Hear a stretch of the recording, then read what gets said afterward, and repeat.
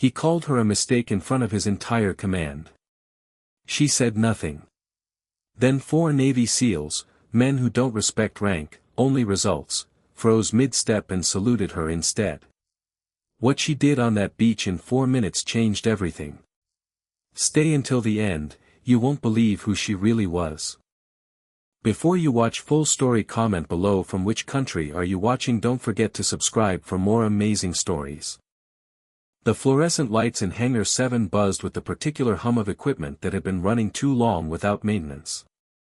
Petty Officer 3rd Class Dana Ruiz stood at the intake desk, clipboard in hand, watching a woman in an unmarked gray jumpsuit walk through the security checkpoint like she'd done it 1,000 times before. No rank insignia. No name tape. Just a laminated visitor's badge that read consultant, temporary access in block letters, and underneath it, a photo that didn't quite match the calm, unbothered face walking toward her now. "ID, please," Ruiz said. The woman handed it over without breaking stride, barely slowing down. Ruiz scanned it. Green light. Access granted. Nothing more. "You're here for the readiness briefing?" "I'm here to observe." That was all she said. Ruiz watched her walk toward the briefing room at the far end of the hangar, boots silent on polished concrete, spine straight, hands loose at her sides. There was something in the way she moved, economical, unhurried, like she was conserving energy for something that hadn't happened yet. Ruiz didn't think much of it. Consultants came through Naval Base Coronado all the time. Contractors, auditors, liaison officers from 3-letter agencies nobody talked about out loud. This one just seemed a little more forgettable than most. That was, Ruiz would later realize, exactly the point. Admiral Marcus Holloway had been awake since 0400, and he intended for everyone around him to know it. He moved through Coronado's corridors like a man who owned the tide itself, for stars stitched into a service history that included 2 wars, a congressional commendation, and, depending on who you asked, either genuine tactical brilliance or an extraordinary talent for being in the right place when other men did the dying. He was 58 years old, built like a retired boxer who still hit the gym every morning at 0500, and he had exactly 0 patience for anyone he considered beneath his attention. Which, on a base full of decorated operators, was most people. This morning, his patience was already thin. The readiness briefing had been moved up 2 hours because of a joint exercise scheduled with a SEAL platoon flying in from Virginia Beach, Team 6 operators, the kind of men whose files were more redacted than not. Holloway liked briefings where he controlled the room. He did not like surprises. Which was why, when he walked into the conference room and saw an unfamiliar woman sitting quietly in the back row with a tablet on her knee, his first reaction was irritation. "Who let a civilian into this room?" he asked, not to her, but to the room in general, the way a man asks a question when he already intends to answer it himself. Commander Ellis Whitfield, his aide, cleared his throat. "Sir, she's cleared." Consultant badge, checked at the gate. "Cleared for what?" "It doesn't specify, sir." "General access, all non-tactical." "I don't care what the badge says." Holloway turned toward her fully now, and the room's attention followed him, the way it always did. "This is an operational briefing for a live joint exercise. I don't need a paper pusher sitting in the back taking notes for some oversight committee." The woman didn't stand. She didn't apologize. She simply looked up at him, unhurried, and said, "I was told I could observe, Admiral. I'll stay out of the way." "You'll do more than stay out of the way." His voice climbed, pitched for the room now, performing for an audience of officers who'd learned a long time ago that agreeing with Holloway was easier than not. "You'll leave. This isn't a daycare. This is a room for people who've earned the right to be here." A ripple of quiet laughter moved through a few of the junior officers near the front. Not everyone laughed. Commander Whitfield's jaw tightened almost imperceptibly, and in the corner, a master chief named Owen Delgado, a man who'd spent 31 years in the Navy and had learned to read a room better than most people could read a book, kept his eyes down on his notes and said nothing, which was its own kind of statement. The woman closed her tablet. Stood, unbothered, smoothing the front of her jumpsuit. For a moment it looked like she was going to leave without a word, and Holloway's smirk widened, satisfied, already turning back to the podium to reclaim the room. "For what it's worth, Admiral," she said, "I wasn't going to take notes. I don't need to. I already know what's in the packet." Holloway stopped. "Excuse me. The joint exercise. Coastal infiltration scenario, simulated hostage extraction, contested comms environment. Same profile as the exercise that got flagged for review after Djibouti." She said it plainly, without any edge of challenge in her voice, the way someone recites a grocery list. "I read the after-action report on that one. Most people in this building haven't, because it's still sitting in a folder somewhere above their clearance." The room had gone very quiet. "That report is classified," Holloway said, and for the first time that morning, something in his voice had shifted, not louder, but harder, the way a man's voice changes when the ground under him moves half an inch. "Yes," she said. "It is." She didn't explain further. She didn't need to. She picked up her tablet, tucked it under her arm, and walked out of the room at the same unhurried pace she'd walked in with, leaving 41 officers and one very red-faced admiral in absolute silence behind her.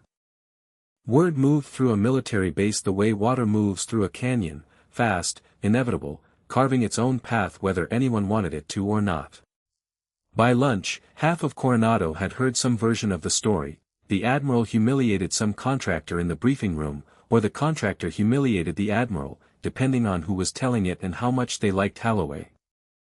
Master Chief Owen Delgado didn't put much stock in rumors. He put stock in what he'd actually seen, and what he'd seen was a woman who knew details about a classified after-action report that only a handful of people in the entire Department of the Navy should have had access to. That wasn't the kind of thing you learn from a consultant's onboarding packet. He found her in the base library an hour later, not somewhere he expected to find anyone under 50, surrounded by outdated reference manuals nobody used anymore because everything worth knowing was digitized. She sat at a corner table, tablet open, moving through documents with the kind of speed that came from either deep familiarity with the material or genuine expertise in exactly the thing she was reading. "Mind if I sit?" Delgado asked. She glanced up. "It's a public table, Master Chief." He sat across from her, folding his hands on the scarred wood surface. 31 years in the Navy had given him a face that revealed almost nothing unless he wanted it to, and right now he wanted it to reveal exactly enough curiosity to be honest without tipping his hand.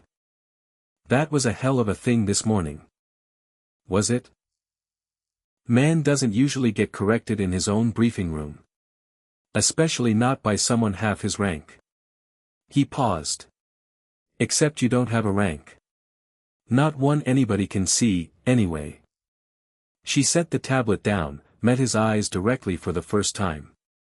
There was something in her gaze that Delgado recognized immediately, because he'd spent 3 decades around men and women who had it, a kind of stillness that came from having been somewhere quiet and violent enough that everything else in the world stopped feeling urgent by comparison. "You've got questions, Master Chief." "I've got instincts," he said. 31 years, they tend to sharpen. And mine are telling me you're not what that badge says you are. The badge is accurate. I am a consultant." "Consultant for who?" She smiled, just slightly, the first real expression he'd seen on her face all day. "That's the part one can't tell you." Delgado leaned back in his chair. "Fair enough. I'll tell you what I think, then, and you can correct me if I'm wrong. I think you've done time in a uniform. I think it wasn't a desk job. And I think whatever happened in Djibouti that got that report classified up past a 4 stars clearance, you know more about it than the men who wrote it." She didn't answer. She didn't need to. The silence sat between them for a long moment, comfortable in a way that surprised him.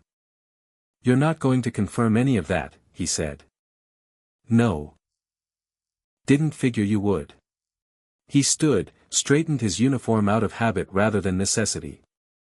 For what it's worth, whatever the Admiral thinks of you, I don't think you're a mistake. I've been wrong about people before. Not often. But I don't think I'm wrong about this. She watched him go, something unreadable moving behind her eyes. The exercise was scheduled for 1,400 hours the next day, a joint coastal infiltration drill designed to test communications interoperability between the SEAL platoon flying in from Virginia Beach and the base's own Tactical Operations Center. On paper, it was routine. In practice, Holloway had turned it into something closer to a performance, inviting a small audience of senior staff to watch the operation unfold from the command center, eager to demonstrate the base's readiness to visiting brass. The woman was there again. This time nobody questioned her presence. Word had spread enough that even Holloway, grudgingly, had decided the fight wasn't worth having twice in 2 days. She sat in the back of the command center, watching 4 monitors that tracked the SEAL element simulated approach along the coastline, occasionally making notes on her tablet that no one asked to see. At 14:20, the exercise began to unravel. The comms link between the SEAL element and the Tactical Operations Center dropped without warning, right at the critical moment of simulated contact. Static rolled across every speaker in the room. On the monitors, the 4-man element, call signs Reaper 1 through 4, froze in place on the beach, exposed, blind, cut off from command guidance in what was supposed to be a controlled training environment. What the hell is happening? Holloway barked, rounding on the communications technician at the main console. Fix it. Now. Sir, the signal's not dropping, it's being jammed. Someone's actively interfering with the frequency. Jammed? By who? Nobody had an answer. The room dissolved into the particular controlled chaos of a military command center realizing, in real time, that a training exercise had stopped being theoretical. Officers reached for backup channels that weren't responding. A young lieutenant fumbled with a secondary radio, hands shaking slightly, aware that 4 operators were now standing exposed on a beach with no way to communicate with the people responsible for guiding them home. The woman in the back row stood up. Admiral, I need your authorization to override the base comms relay. Holloway spun toward her, face flushed with the particular fury of a man who'd been humiliated once already and was watching his exercise collapse in front of visiting brass. Sit down. This isn't your problem to solve. With respect, sir, in the next 90 seconds it's going to become everyone's problem. The jamming signature isn't random. It's got a directional pattern consistent with a hostile denial of service package, and if it's live testing against your exercise frequency, it may be testing against your operational frequency too. If that's true, your SEAL element isn't just cut off from training comms. They may be cut off from real support. The room went cold. That's not possible, Holloway said, but his voice had lost its certainty. It's exactly possible, Admiral. It's happened before. I've seen the after-action report on it. She didn't wait for permission this time. She moved to the auxiliary console, fingers already moving across the keyboard with a speed and precision that made the young comms technician step back instinctively to give her room. I need eyes on frequency 447.2, secondary encrypted band. Someone get me a hard line to base security. If this is a real intrusion and not just a training glitch, whoever's running it is close enough to have line of sight on the relay tower. Who put you in charge of my command center? Holloway's voice had risen again, but this time it competed with the low murmur of officers who had started, almost against their will, to follow her instructions instead of his. She didn't look up from the console. Nobody has to, Admiral. In about 60 seconds you're going to have 4 operators pinned on an open beach with no comms and no idea whether this is a drill or an ambush. You can spend that time asking who I am, or you can let me fix it. Master Chief Delgado, standing near the door, caught the eye of Commander Whitfield. Neither man said anything. They didn't have to. Whitfield gave the smallest nod, and Delgado moved to the auxiliary console to help her without waiting for Holloway's permission. For the next 4 minutes, the command center ran on her instructions. She traced the jamming signal to a maintenance relay station less than half a mile from the beach, a real vulnerability, not a training artifact, the kind of gap in coverage that a genuine adversary could exploit, and coordinated a rerouting of the comm signal through a backup satellite uplink with the comm, clipped efficiency of someone who had done this exact thing before, under conditions far worse than a training exercise on a California beach. At 14:24, the SEAL Element's comms crackled back to life. Reaper One's voice came through the speakers, tight and controlled, the voice of a man who had spent 4 minutes exposed on open ground with no idea if he was still inside a drill or something else entirely. Command, this is Reaper One, we are 5 by 5, repeat, comms restored, requesting status. Reaper One, this is Command. The woman's voice was steady as she leaned into the microphone. You experienced a real signal denial event, not a training injection. Recommend you complete extraction per original plan and debrief on arrival. Good work holding position. A pause on the line. Then, copy that, Command. Appreciate the assist. She released the transmit button and turned back to the room. Holloway stood exactly where he'd been standing for the last 4 minutes, arms crossed, saying nothing, watching a woman he tried to throw out of his briefing room the day before just save 4 of his operators from a genuine security failure in front of every senior officer on the base. The SEAL element arrived at the command center 40 minutes later, still in their gear, sand and saltwater drying on their uniforms. For men, quiet in the particular way that men who just had a training exercise turn briefly real tended to be quiet, alert, still processing, running the last 20 minutes back through their heads to separate what had been drilled from what had actually mattered. The lead operator, a broad-shouldered chief petty officer with a scar through one eyebrow, walked straight past Holloway without so much as a glance, scanning the room until he found the woman standing near the auxiliary console. He stopped in front of her. Studied her face for a long moment.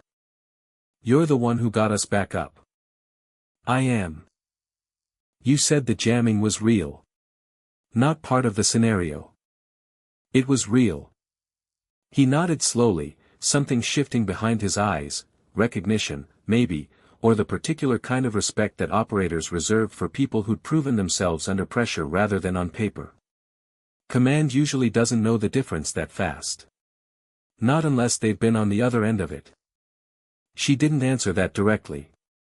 You held position well. Discipline like that doesn't happen by accident. Discipline's the job. He paused, glanced back at the 3 men behind him, who had gone very still, watching this exchange with an intensity that made even Holloway shift uncomfortably where he stood. You mind if I ask you something, ma'am? Go ahead. That relay station you flagged. The one running the jamming signature. I know that station. We ran a joint op through a facility with an identical vulnerability profile 18 months ago. Different coastline, different mission, same gap. You wouldn't happen to know anything about that op, would you?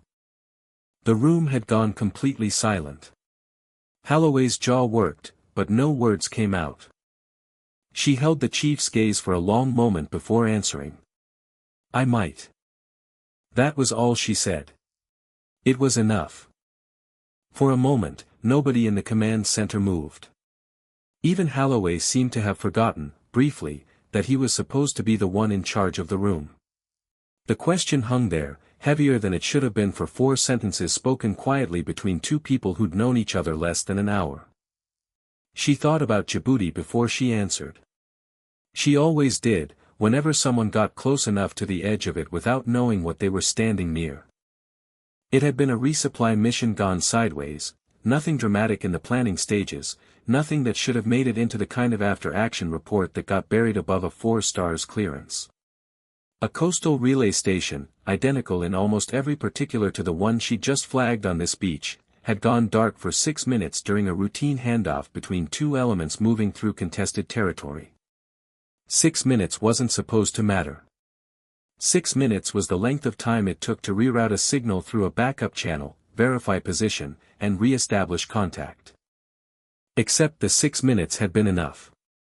Enough for someone watching the relay's blind spot to understand exactly what it meant, and exactly how to use it. Enough for 4 operators to walk into a position that had been quietly, patiently prepared for them by someone who understood military communications architecture at an expert level, someone who'd studied exactly where the gaps were before anyone in command even knew gaps like that existed. She had been the 5th member of that element. The one who came home.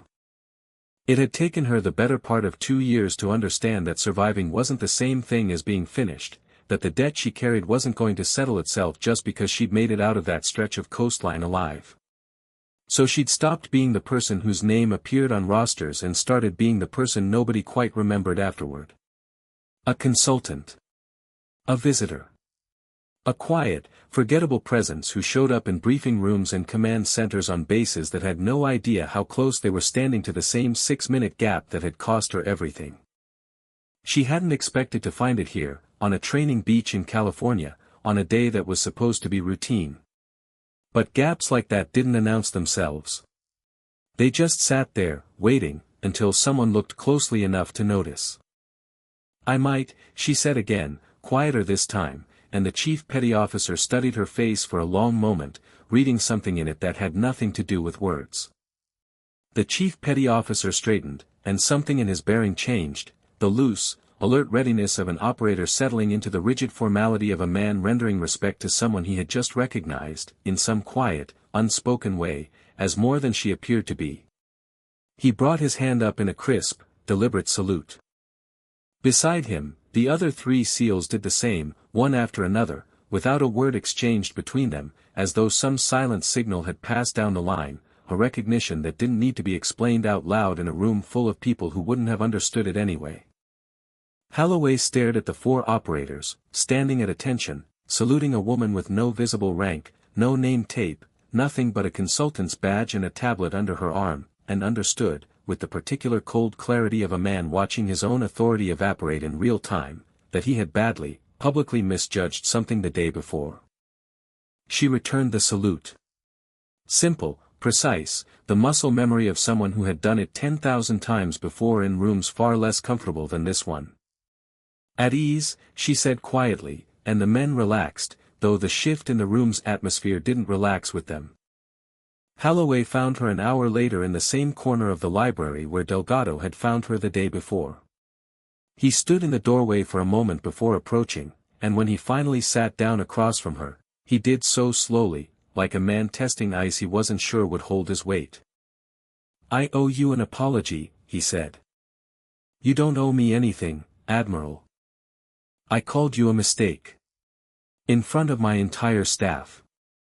His voice had none of the bravado from the day before. "I've been in this Navy 36 years. I don't like being wrong, and I especially don't like being wrong loudly. Most people don't."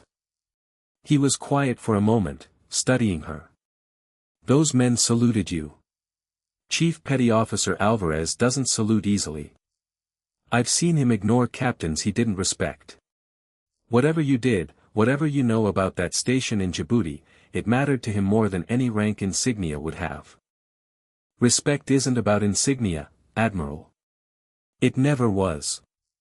It's about whether you've been where the stakes were real, and whether you did right by the people standing next to you when it counted." Holloway absorbed that for a long moment. "Will you tell me who you are? Not the badge. The real answer." She considered him for a moment, not unkindly, but carefully, the way someone weighs whether a person has earned an honest answer. "I spent 11 years in a uniform most people never see, doing work most people never hear about. Djibouti wasn't training. It was real, and it went wrong because of a communications gap almost identical to the one that nearly happened here today, and 4 operators didn't come home because of it. I've spent the years since making sure that gap gets found before it costs someone else their life. That's what I was doing in your briefing room. That's what I was doing in your command center. I wasn't there to embarrass you, Admiral. I was there because somebody has to keep checking, quietly, whether the system is actually as ready as everyone assumes it is." Holloway sat with that for a long moment, and something in his face, the arrogance that had defined him in every room Ruiz had ever seen him walk into, seemed, for the first time, to genuinely crack. For what it's worth, he said finally, I'm glad you were in that room yesterday.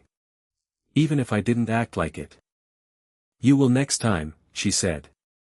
That's usually how it works. People don't change their minds because they're told to. They change their minds because they watch something happen that they can't argue with. He nodded slowly, stood, and for a long moment looked like he wanted to say something else, an explanation, maybe, or a justification for the way he'd spoken to her in front of the entire briefing room. In the end, he simply extended his hand. She shook it. Thank you, he said. For the beach. For the room yesterday. For not walking away when I gave you every reason to. That's not really my style, Admiral. He allowed himself something close to a smile, tired and genuine. No. I don't imagine it is. By evening, the story had already taken its own shape across the base, the way stories always did, some versions closer to the truth than others, most of them centering on the image that would end up defining the day in Coronado's collective memory. For Navy SEALs, still soaked from a beach exercise gone briefly, dangerously real, standing at attention in a command center to salute a woman nobody could quite explain. Master Chief Delgado heard 3 different versions of it by dinner and privately decided none of them fully captured what he'd actually watched happen, not a woman being vindicated, exactly, but a room full of people being forced, all at once, to recognize the difference between the confidence that comes from rank and the quiet, earned authority that comes from having survived the thing everyone else was only pretending to prepare for. The woman herself didn't linger to enjoy the moment. By the time the exercises after action report was being drafted, she had already checked out of the base's temporary quarters, her consultant's badge returned to security, her presence at Coronado already fading into the kind of story that would get told and retold at chow halls for months without anyone quite agreeing on the details. What stayed, long after the specifics blurred, was the image itself, an admiral who had called her a mistake, standing in stunned silence, while 4 operators who had trusted her with their lives for 4 critical minutes rendered her the one form of respect that couldn't be faked, bought, or ordered. Some lessons, Delgado thought, watching the sun go down over the base that evening, didn't need to be explained twice. They just needed to be witnessed once, by the right people, at exactly the right moment. And whoever she really was, whatever name sat above, consultant, in a file buried deep enough that even a 4-star admiral couldn't touch it, she had left Coronado exactly the way she'd arrived, unhurried, unremarkable to anyone who wasn't paying close attention, and gone before anyone thought to ask the one question that actually mattered. Not who was she?